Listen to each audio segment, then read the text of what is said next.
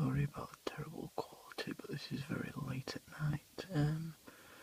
My N.Coloratovillosis seems to be taking dirt from the back of its hide, picking it up with its, I think it's Chlorocera or whatever, its mouthpieces, I can't remember the name, and it's taking it up to the back and dropping it down, and then it'll go back and do it again. That's really cute.